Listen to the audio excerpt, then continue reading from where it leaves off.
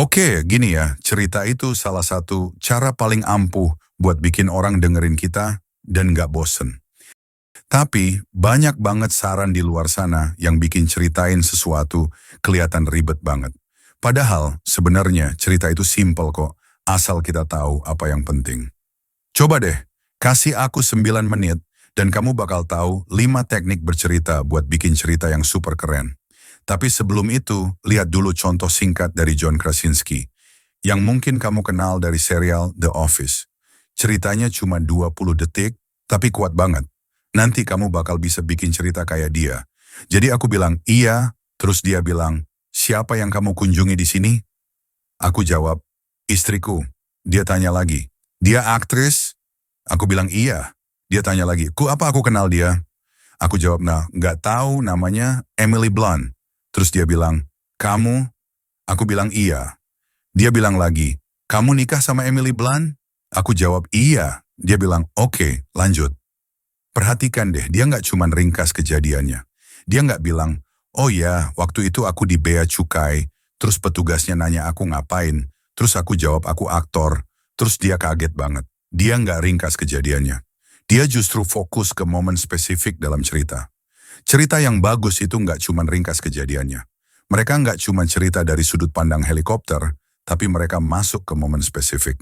Mereka ajak kita masuk ke dalam medan perang, bikin kita jadi bagian dari momen itu.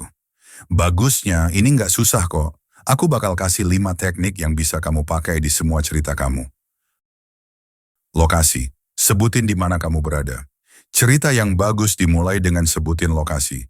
Contoh, 2 minggu lalu, aku lagi duduk di sofa ruang tamu, tarik napas dalam-dalam, atau September 2019, aku berdiri di depan ruang konferensi, siap masuk. Kenapa ini penting? Karena begitu kamu sebut ruang konferensi atau ruang tamu, pendengar kamu bakal langsung visualisasikan. Mereka bakal mikir, oh iya, aku tahu ruang konferensi, dan mereka bakal visualisasikan versi mereka sendiri. Pemula sering salah, mereka kasih terlalu banyak detail. Misalnya, di ruang konferensi itu ada meja besar, TV, dan lantai kayu. Jangan gitu, cukup sebutin lokasinya aja, yang penting mereka bisa visualisasikan. Detail nggak penting, mereka punya versi sendiri. Aksi, apa yang kamu lakuin di momen spesifik itu? Daripada kasih terlalu banyak konteks tentang hal-hal yang nggak penting, langsung aja sebutin apa yang kamu lakuin di momen itu. Bisa jalan, naik sepeda, teriak, baca, nunggu, apa aja. Langsung sebutin aksinya, sebutin kata kerjanya. Contoh, aku di kantor, buka laptop dan mulai baca pesan dari manajerku. Atau, 2 minggu lalu, aku di bandara, antri di bagian keamanan. Kenapa ini penting? Karena ini bikin cerita bergerak maju, bawa pendengar langsung ke momen itu. Begitu kamu lakuin ini, pendengar kamu bakal langsung tahu, kamu nggak buang-buang waktu mereka, kamu langsung bawa mereka ke bagian terpenting dari cerita. Pikiran.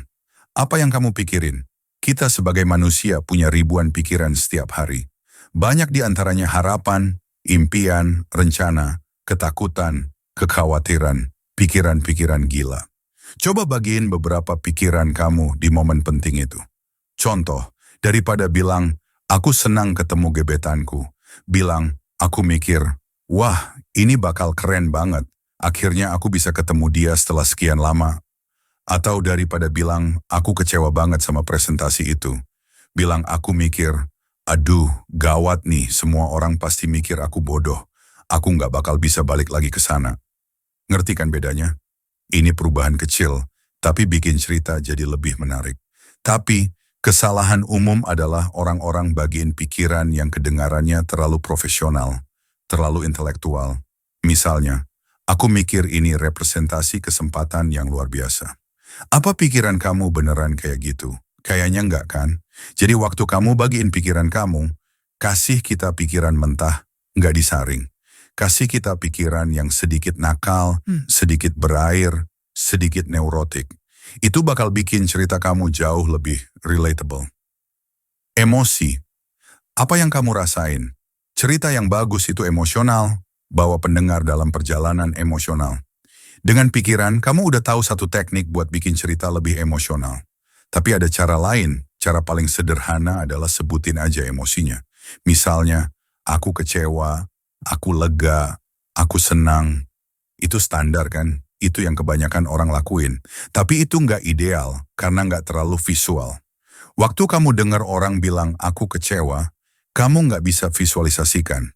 Jadi, cara yang lebih baik adalah tunjukin emosinya. Tunjukin gimana emosi itu kelihatan di badan, di wajah.